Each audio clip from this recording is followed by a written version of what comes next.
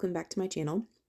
In today's video, we are making a die cut heavy floral 2-for-1 Valentine's Day card. That is a lot going on. So as you can see, I have some Spun Sugar here. This is Distress Oxide ink. My dog, when he was a puppy, got a hold of my lid for this, tore it up, couldn't use it, had to improvise. So that is a Distress Oxide ink pad. I have this heart die. I believe it's from Momenta. I'm not entirely sure, but any heart die will work. This is Spellbinders Be Bold Bloom die set. I have Simon Says Stamped Spring Bouquet, and I'm just using a sentiment from here today. And then I have Happy Valentine's Day, and this is Hero Art's Peonies Bunch. I wasn't entirely sure when I first started this video which sentiment would work best, and so I pulled out both of those because I thought either one would work, depending on how everything laid out. I have an ink blending brush here, and I have a 5x7 panel here, and I've taken the largest heart die from there and I've cut it out of kind of the upper center. It's large enough that it pretty much covers all of it, but it is more toward the top. And then I have an identical 5x7 piece at the bottom. I'm going to use the one that I die cut out as a stencil. I end up getting a 2-for-1 card out of this design. That was not my intent when I first started, but it just kind of worked out that way. I took that Be Bold Blooms die set from Spellbinders and I did a whole bunch of die cutting off screen. You would have been mind-numbingly bored watching me die cut all this. Eventually I got tired of die cutting it all.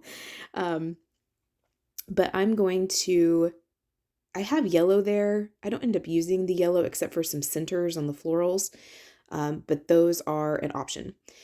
So I'm going to take this Spun Sugar Distress Oxide ink and I'm going to tape that die cut heart to the solid panel just temporarily. And I'm just going to ink blend in this area. This is going to give me a heart shape on this cardstock that I can eventually go back and layer some florals kind of in a spray along the side of what is going to be this heart. When you're ink blending this particular ink, because it is so light, it doesn't look like you're doing a whole lot, but I will every now and again peel up that what I'm using as a stencil and just check to see that I've got a good enough ink blend that I can see that there is indeed a heart shape there. So I'm going to finish ink blending this and take that stencil piece off, and we will move on to the next step. So as you can see, I took off that temporary stencil and I actually thought that was really pretty. So I ended up making a 2-for-1 card. So I, off screen again, because you would have been mind-numbingly bored, I assembled some of these flowers. I didn't necessarily follow the die set how it's on the packaging, and that's kind of the beauty about die sets like this. You can kind of do what you want. Again, I only use the yellow as floral centers. I decided not to incorporate another color into this bouquet. So I took a piece of press and seal and I am just laying this over this arrangement that I have. Sorry, there was a gnat that was being very obnoxious. So I'm just laying the sticky side of the press and seal against these florals, and then I'm going to peel these away from one another. Again, you've seen me use this press and seal trick several times on my channel. It is just a very easy way to pick up everything in one piece instead of individually, which would be, again, just torture. Excuse me. I'm going to take one of those flowers shifted a little bit, and so I kind of moved it back where I wanted it. I'm going to take my liquid glue and I'm going to go all over the back of these florals and apply some glue to them, and then I will be able to flip this all over as one piece and apply it right back where I had it on my little heart sheet. So we're going to apply our glue and then flip it over and lay it back down where we want it. So I've got it laid down, and I'm just going to peel that press and seal back up. I knew I had some leaves and one floral, I think, that didn't have enough glue on them. So I'll just kind of pick those up and apply glue and put those down individually. That is not a big deal considering that there's a lot of pieces here and some of them are pretty teeny tiny. So having to put 2 or 3 pieces back on, not a huge deal. So I'll just apply glue to those and get them positioned where I want them, and we'll move on. It's at this point that I realized that that panel was actually quite pretty, and we were going to use and do a 2-for-1 card. So I cut another 5x7 panel, and I'm going to put it behind it.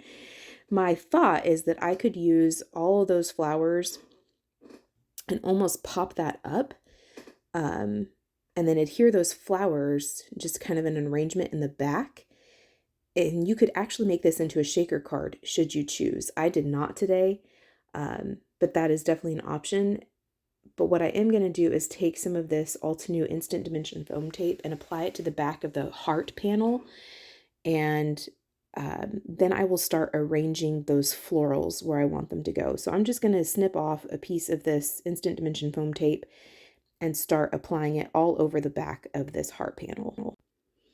So now I'm going to just start arranging these. At first, when I when I first started to do this, I was like, man, I don't think this is going to work out like I thought it was going to work out in my head. I had a certain kind of image in my head of how this was going to turn out. And when I first started to lay these down, I was like, oh, this looks dorky. It does not look finished. It looks kind of haphazard. And I wasn't very sure, but I was like, you know what? I've got all these extras. Let's just play with it. It's not like I'm under time crunch or anything. Let's just play and see what we can come up with. So eventually I get an arrangement that I do actually like, but I will periodically bring in that heart die cut panel and lay it over just to see if there's any gaps or something just doesn't look right. I was trying very hard to make sure that I didn't have a whole bunch of teal next to each other or a whole bunch of pink and red next to each other. I try to make sure that there was a lot of variation throughout. And eventually I came and settled on this. Now I know that there are stems hanging off. We will snip those off. So those are not going to be a big deal. But I am using that press and seal yet again, putting that sticky side down. I'll be able to pick this up all as one piece and apply glue to the back of it. As I place this down, I am keeping in mind that this is on a separate panel. So this is not being applied directly to the card base. So me getting this perfectly centered and right where I want it is not absolutely crucial, as if I were putting it directly onto the card base.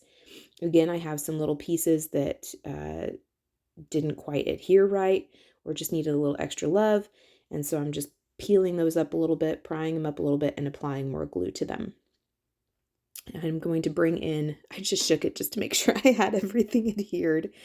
I'm going to bring in that panel again, and I like how that looks. I can see a couple of little gaps, but those are not going to be a big deal, and I can always kind of fix those in a minute. Again, I'm going to peel the backing off of all this foam tape, and then I will adhere it straight down. And I tried to make sure that there weren't any like gaps or places that would sag. Before I adhered that down, I should have stamped my sentiment. I got lucky. It wasn't a big deal, but I should have stamped my sentiment before I put all that foam tape on there, because you do run the risk of it stamping not complete, it not being a complete stamping, because of where that foam tape eventually lies. I did have a little bit that was hanging off. Again, this is a separate panel, so it wasn't a huge deal. I'm just going to take my scissors and kind of wedge them underneath that front panel and just snip off some of the excess that's hanging over. So this is what I was saying. I should have stamped that sentiment before. So just to give myself a little bit of a safety blanket, I did put this in my stamp positioning tool, and I thought I had it straight. I did not. Thankfully, I stamped this in the Spun Sugar on this one, which is the lighter ink. I do bring in some lumberjack plaid later for the other card, but I chose this sentiment because it was long. I felt like it fit better along the bottom of this card. So I'm just going to try to get that centered. I fail epically. It is crooked, but again, thankfully, I stamped it in a lighter ink. I do come back later on in this video and stamp it in lumberjack plaid and kind of get an offset look, which was a very happy, fortunate accident. Again, not my intent, but was a very happy accident. It kind of looked like it had a shadow to it, which was pretty nice, actually. So I'm going to stamp the Sending Love from that Simon Says Stamp Spring Bouquet stamp set on here. And I, again, broke out with some lumberjack plaid and positioned that right there. I thought it was a pretty place to put it, and it stamped beautifully the first time. No need to stamp it twice. And I thought that turned out really well.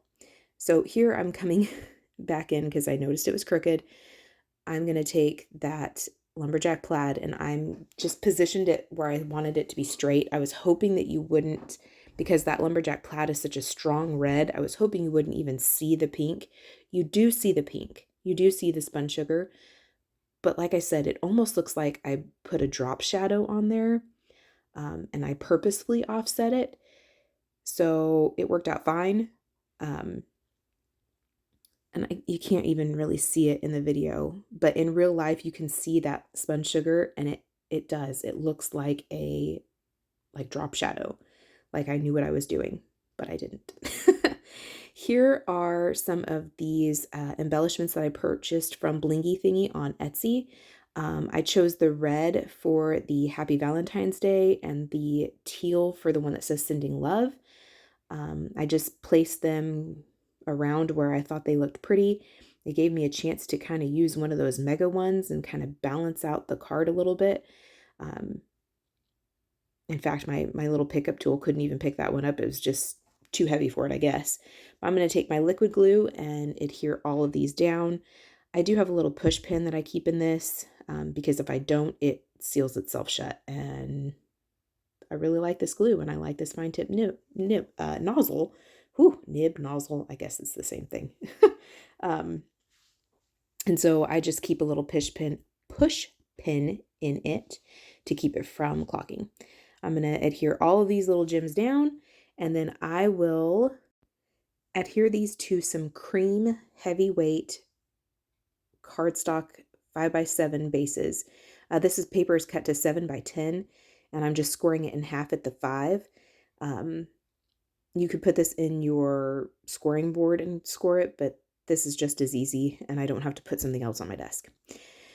So I will go back and adhere these straight down to these card bases. I'm going to stamp my little With Love from Brandy Hardman on the back of it, and then these cards will be complete.